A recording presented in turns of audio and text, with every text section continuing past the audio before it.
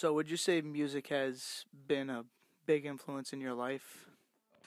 Oh, absolutely, man. Absolutely. Ever since I was, 8, 9 years old, my first goal, my current goal right now is to just get a placement with a major artist.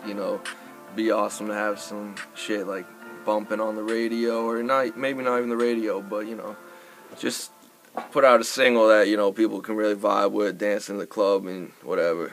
Remember, I started playing drums when I was, just second, third grade. My older brother played guitar, so we'd always just jam out for a few hours. And even when I wasn't playing drums, I would always be tapping on shit. My teachers in school would always get angry because I would be disrupting class. But music's always going through my head. You went to Syracuse for mechanical engineering.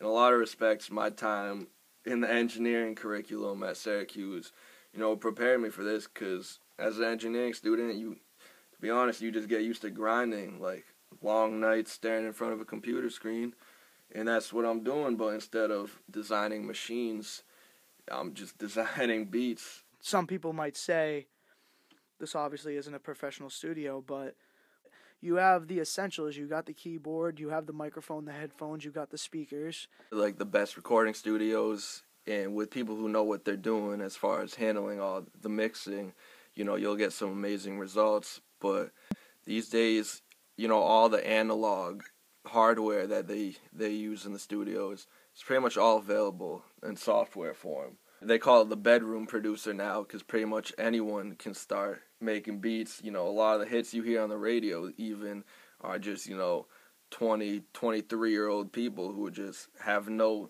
professional musical background, not even access to the studio. It's a very tedious process making beats.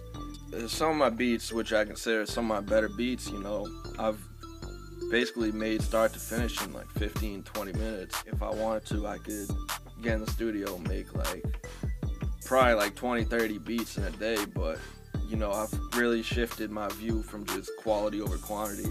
I'd rather spend 5, 10 hours on a single beat, because I'd rather have 5, 10 really high quality beats that I can send out, as opposed to having 150 mediocre rushed beats. How much different software do you have? I have thousands of dollars worth of software.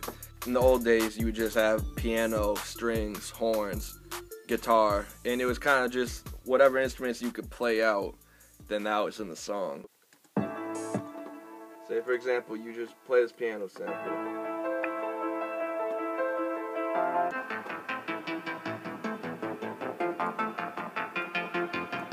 I send stuff out to some A&Rs who work with labels and can contact artists.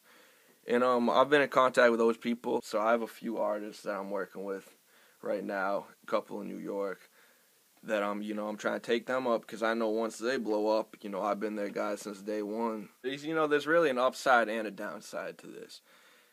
First off, the market is more saturated than it's ever been.